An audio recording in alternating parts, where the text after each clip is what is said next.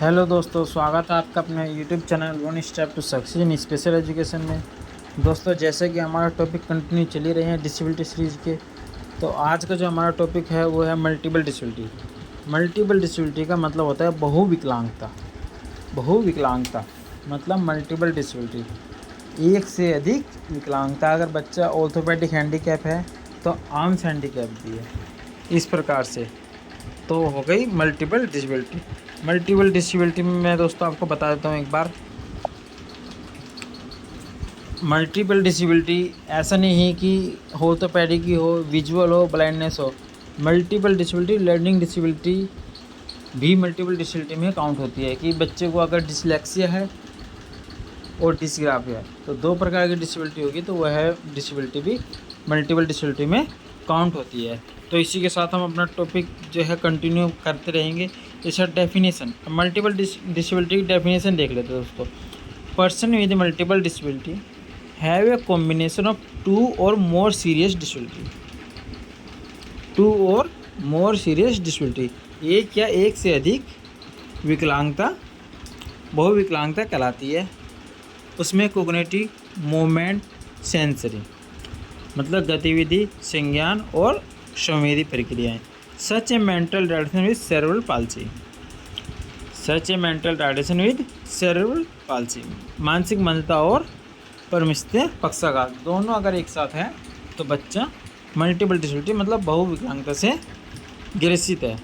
इसी प्रकार से फेडरल ने जो 1990 में मल्टीपल डिसेबिलिटी की परिभाषा दी है, उन्होंने कहा है कि कुछ ऐसी क्षतियाँ होती है, मतलब कुछ ऐसी विकलांगताएँ होती हैं जो कि मानसिक मंदता, ऑर्थोपेडिक, विजुअल इम्पेयरमेंट इत्यादि की बहुविकलांगता में सम्मिलित किया गया है।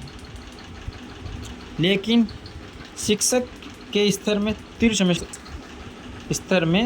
तेजी से समस्या आना,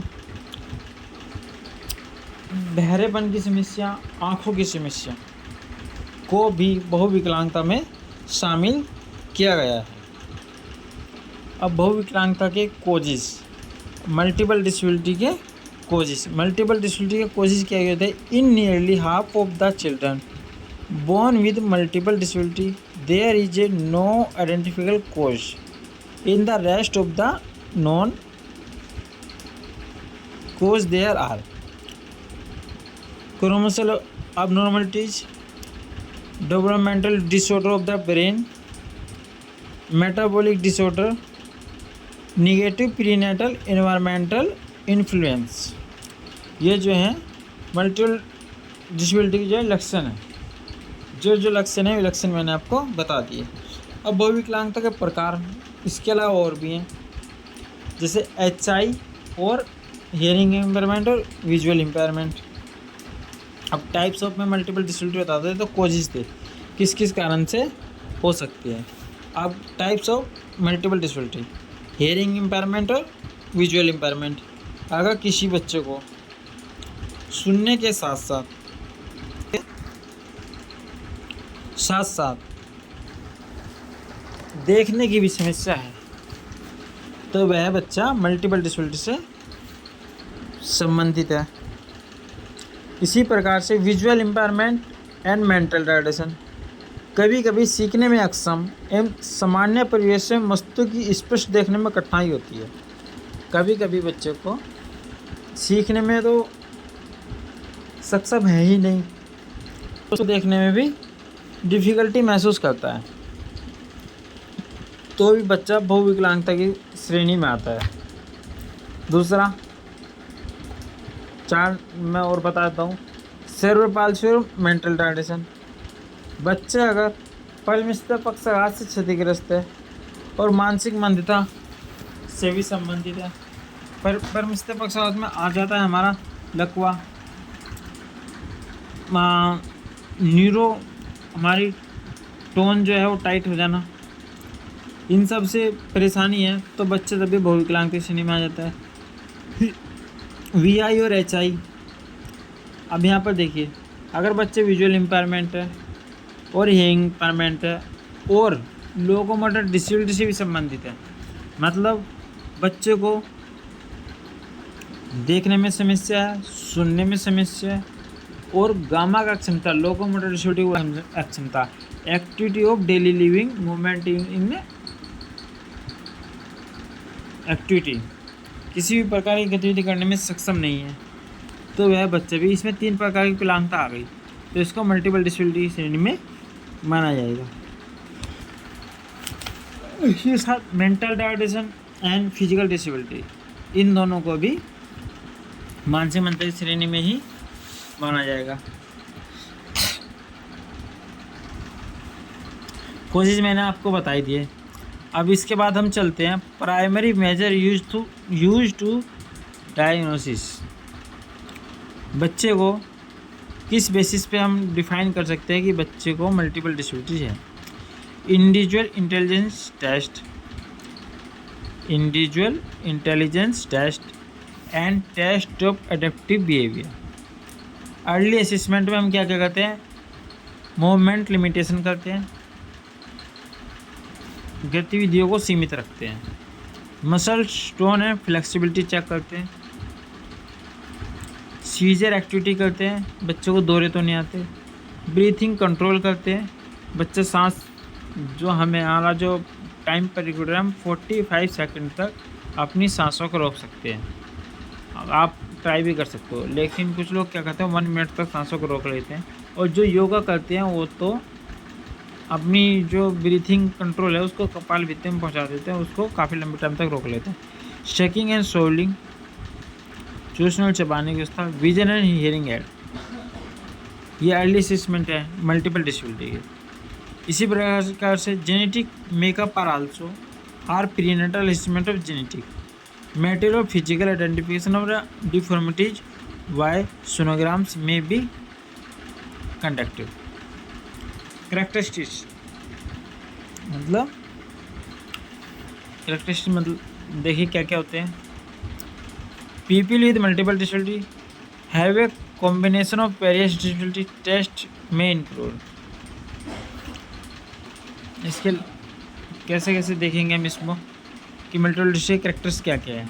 स्पीच से, physical mobility, learning, mental retardation, visual, hearing, brain injury and possibly others. They may also have sensory losses and behavior and or social problem. Perhaps the most significant characteristic of many people with multiple disability, मतलब बच्चों को speech के साथ अगर physical mobility है तो भी multiple disability है, लर्निंग के साथ मेंटल रिटार्डेशन है तो मल्टीपल डिसेबिलिटी है, विजुअल के साथ हियरिंग की समस्या तो मल्टीपल डिसेबिलिटी है। आगे से दिया है diversity in the area of the communication. दोस्तों पीपीटी तो मैंने बनाई है, मल्टीपल डिस्ट्रिक्ट पीपीटी बहुत शॉर्ट बनी है क्योंकि इसमें सिर्फ आपको बताना था कि मल्टीपल डिस्ट्रिक्ट क्या है, बाकी अलग अलग डिस्ट्रिक्ट में टॉपिक वाइज पढ़ाई रहा हूँ आपको। Diversity in the area of the communication, making it difficult for them to communication their wants, needs and the pain to those around them. This limitation can be devastating to the emotional and intellectual development of the child, but can be addressed through the use of assistive technology and augmented communication systems. Learning knows no bounds. Learning knows no bounds. इसके साथ दोस्तों आगे चलते हैं। Children aged 3 to 5 are considered to have multiple disability. They demonstrate concomitant cognitive, physical, and sensory impairments, which result in severe delay in development. Children with multiple disability will typically say a deficit in 5 distinct areas of development: intellectual function, adaptive skills, motor skills, sensory function, communication skills।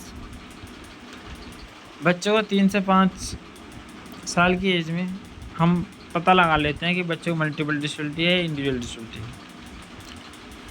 उसके बाद उसके 5 distance area है जो आपको मैंने बता दिए अभी। आगे चलते हैं। This disability categories includes those student with the most severe physical, cognitive and communicative impairment. Most of the student severe and the multiple disability categories category do have some level of the cognitive impairment, but the specific diagnosis of this impairment can option be. It should be noted, however, that these students can also have average or even above average intelligence. The common connection between students in this category is not just that they have 2 or more impairments, but that they generally need extensive support across many skill area. 3 से 5 year की as में हम बच्चे का पता लगा लेते हैं डिसेबिलिटी है कौन कौन सी है और कितने कितने प्रकार की है। तो रिसर्च करते हैं, कार्य करते हैं, डायग्नोसिस स्पेसिफिक डायग्नोसिस करते हैं। कुछ इम्प्रूवमेंट हो सकता है तो कर सकते हैं, कुछ इम्प्रूवमेंट हो सकता है लेकिन कम्प्लीटली ठीक नहीं हो सकती। ठीक है दोस्तों, इसके साथ अगला टॉपिक है implication of education legislation. Legislation in the early 1970 address the right to education and other rehabilitation service for all individual with disability in 1975 the education for all handicap children act. Now since 1990 as the individual with disability knows education idea जो है individual disability education assessment है, form the legal basis for public education for all children including those with severe and multiple disability. सन 1970 में early legislation में right दिया गया था education में, और पूर्ण जो हमारा है RCI rehabilitation counselling of India पूर्णवास, उसमें सभी प्रकार की इंडिविजुअल मतलब अलग अलग डिसेबिलिटी को के साथ उसमें सेवाएं प्रदान की गई थी। और सन 1975 में सभी हैंडीकैप के लिए एजुकेशन राइट दिया गया था, इसीलिए उसको बोलते हैं education for all handicap act, ये अलग से है। सन 1990 में NTA लागू किया गया था। NTA में 4 प्रकार की डिसेबिलिटी आती है सन 1990 में, multiple disability, mental retardation, autism और सेरेब्रल पाल्सी। ये 4 प्रकार की डिसेबिलिटी NTA में आती है, नेशनल ट्रस्ट एक्ट। ये सन 1990 में किया गया था। इसमें कुछ अलग बेनिफिट्स हैं डिसेबल बच्चों के लिए, जब NTA पढ़ेंगे तो हम आपको पढ़ा देंगे। Idea added requirement that are especially valuable for these individual including early intervention starting at birth whoever a disability is suspected, related service such as physical, occupational and speech and language therapy including augment and alternative communication AAC methods। ये आपको समझ में आई गया होगा। The requirement for a plan and service for facility transition to work and adulthood, a value placed on inclusion in general education with among disabled peers. Most states provide service to these students until age 22 or beyond focus upon functional skill development। Fourth में क्या है, इसको मतलब group wise बांट रखा है।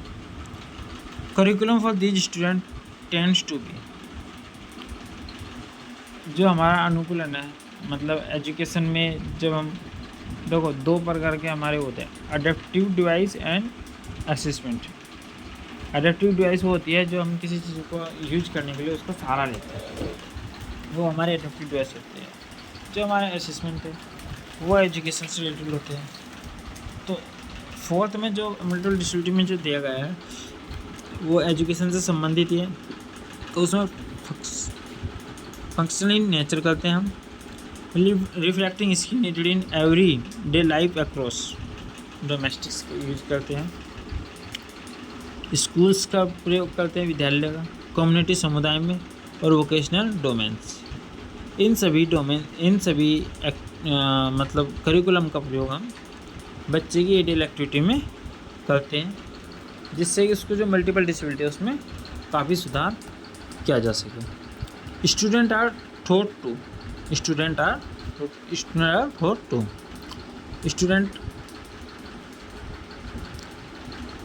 To make choice, उसे किसी एक चीज़ को चुनने की फ्रीडम होती है। कम्युनिकेशन इन फिक्शनल वे विच में include ACC method such A signing use for the picture. ACC method जो है वो बच्चों को पढ़ाने का एक तरीका है। उसमें बच्चों को physical prompt, verbal prompt, modelling prompt, picture, flash card, activity, internal activity, external activity, internal game, outdoor game, इन सभी एक्टिविटी से पढ़ाते हैं। Develop useful skill that reduce their dependence on the other. बच्चों को डेवलपमेंट किया जाता है और उनको किसी दूसरे के ऊपर डिपेंड ना रहे, उसकी ट्रेनिंग देते हैं। Learn social skills situated to their chronological age. Social skill के अनुसार chronical age, learn social skill situated to their chronical age. According to chronical age उसको सोशल स्किल्स सिखाते हैं। अगर बच्चा 3-4 साल का है तो उसे नमस्ते करना, पानी लाना, और किसी को काम बोलते तो उसको जो है आज्ञा मानना, ओबे करना, ये सब सिखाते हैं। तो दोस्तों टॉपिक तो मतलब मल्टीपल डिसेबिलिटी ख़त्म हो गया, लेकिन 5 मिनट और लेना चाहूँगा और इसको थोड़ा और ब्रीफ में एक बार और बताऊँगा आपको। The word awareness bring hope to everyone in some way. All staff need to be educated about teach disability before educating special needs. Thank you and God bless you दोस्तों, आपको अपने DCCB टीचिंग एग्ज़ाम के लिए उम्मीद करता हूँ आप सबका इसमें सिलेक्शन होगा। और आज सब जल्दी, जैसे कि आज टीचर डे है, तो आप सभी को मतलब मैं टॉपिक शुरू करने से पहले बोलना चाहिए था, टॉपिक ख़त्म होने के बाद बोल रहा हूँ। टीचर डे की बहुत बहुत शुभकामनाएं। आज के दिन डॉक्टर सर्वपल्ली राधाकृष्णन का जन्म हुआ था, उन्हीं के उसमें टीचर डे मनाया जाता है। टीचर डे का मतलब ये नहीं कि आपने एक दिन तो टीचर को वाह और कल से अपना उसको गालियाँ देना शुरू कर दी। आजकल तो बच्चे यही करते हैं, mother's day, father's day, teacher day, सब डे बनाते हैं, लेकिन सेम डे नेक्स्ट डे से वही अपनी मर्जी से चलना होता है। तो दोस्तों टॉपिक मल्टीपल डिसेबिलिटी ख़त्म होता है, तो इसी के साथ मैं आपको थोड़ा सा बता देता हूँ बहुविकलांगता में क्या क्या होता है। हमारा फिजिकल डेवलपमेंट का जो ग्रोथ है वो डिले होता है। हमारा नेक कंट्रोल नहीं रहता, गर्दन नियंत्रण नहीं होती, हमारी मूवमेंट एक्टिविटी नहीं होती, खड़े होने में दिक्कत होती है, हमें टॉयलेट करने में परेशानी होती है मल्टीपल डिसेबिलिटी में। कुछ बच्चों को चबाने, निगलने और हाथ का उपयोग आदि स्किल्स करने में परेशानियां होती हैं। मल्टीपल डिसेबिलिटी में ईजी से देख नहीं सकते, सुन नहीं सकते, किसी चीज़ को टच नहीं कर सकते, किसी चीज़ की गंध महसूस नहीं कर सकते, स्वाद टेस्ट नहीं ले सकते। मल्टीपल डिसेबिलिटी में आइडियाज, विचार और नीडेड, इन सब की व्यवस्था नहीं हो पाती है। मल्टीपल डिसेबिलिटी में बच्चा धीमे से और अक्षम तरीके से सीखता है। मल्टीपल डिसेबिलिटी में बच्चा सामान फेंकता है, खुद को चोट पहुंचाता है और दूसरों को चोट पहुंचाता है। कई बार ये घटना इतनी अत्यधिक हो जाती है जो कि हमारी जान के लिए बहुत ही ज़्यादा कठिन हो जाती है। Compromise of visual impairment HIND। अगर मैं आपको compromise of visual impairment HIND का बता देता हूँ, तो इसमें क्या होता है इसमें एक स्पेशल एजुकेटर को अपॉइंट किया जाता है। विजुअल इम्पेयरमेंट में टीचर ब्रेल लिपि का प्रयोग करके पढ़ाता है और हियरिंग इम्पेयरमेंट में साइन लैंग्वेज का प्रयोग करके टीचर बच्चों को पढ़ाता है। अब प्रॉब्लम यहाँ पर आती है, जब टीचर ब्लाइंड बच्चों को ठोट से पढ़ाएगा तो HI वाले बच्चों को समझ नहीं आएगा, जब HI वाले बच्चों को टीचर साइन से पढ़ाएगा तो ब्लाइंड बच्चों को समझ नहीं आएगा।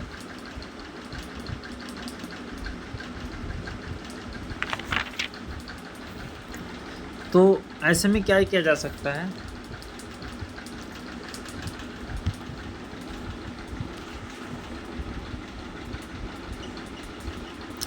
ऐसे में बच्चों के लिए अल्टरनेटिव फैसिलिटी होनी चाहिए। अल्टरनेटिव फैसिलिटी का मतलब होता है कि जो हियरिंग इम्पेयरमेंट के बच्चे हैं, हम उनको एटलीस्ट ये तो बता दें कि ब्रेल को 6 डॉट से पढ़ाते हो। अगर मैं ये कर रहा हूँ तो मतलब इसका मतलब ये होता है, थोड़ा थोड़ा बता। और जो विजुअल इम्पेयरमेंट बच्चे हैं वो देख तो सकते ही नहीं हैं, लेकिन एक जोज नाम का सॉफ्टवेयर आता है, लेकिन जब हम उस एक्टिविटी को करेंगे तो जो सॉफ्टवेयर के माध्यम से वो ऑडियो विजुअल में हो जाएगा, और जब वह ऑडियो में हो जाएगा तो उसकी वॉइस जो है ब्लाइंड बच्चे तक जाएगी, तो उस चीज़ को सुन सकते हैं, वो सुन के ऑब्जर्व कर सकते हैं। ज़्यादा तो नहीं कर पाएंगे, थोड़ा बहुत कर पाएंगे कि सर क्या पढ़ा रहे हैं, क्या बता रहे हैं।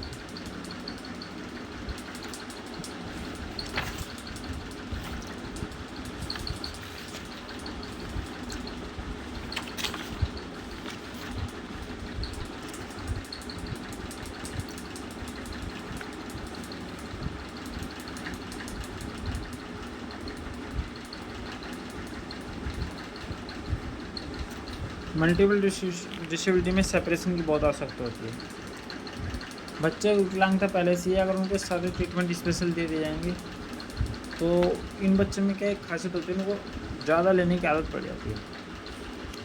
तो इसलिए इन बच्चों को सिर्फ स्पेशल स्कूल में ना भेज के इंटीग्रेटेड और इंक्लूसिव स्कूल में भेजना चाहिए, ताकि सामान्य बच्चों के साथ पढ़ें, सामान्य बच्चों के साथ सीखें और उनके साथ अपने आप का कंपटीशन माने। एजुकेशन सुविधाएँ भी उनको इसी तरीके से देनी चाहिए। कम्युनिकेशन स्पीच थेरेपी करानी चाहिए। फिजिकल थेरेपी देनी चाहिए, ऑक्यूपेशनल थेरेपी देनी चाहिए। बच्चे के अंदर जिस भी प्रकार की मल्टीपल डिसेबिलिटी है उसकी समस्या का समाधान करना चाहिए।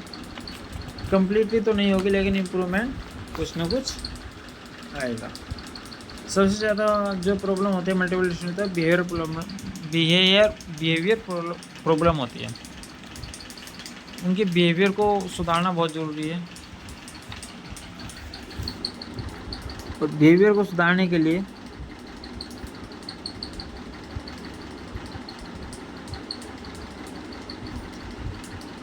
हमें बच्चों को डेली एडीएल एक्टिविटी करानी चाहिए, उनको परामर्श देना चाहिए, काउंसलिंग करनी चाहिए, व्यायाम कराना चाहिए, अर्ली मॉर्निंग उठाना चाहिए,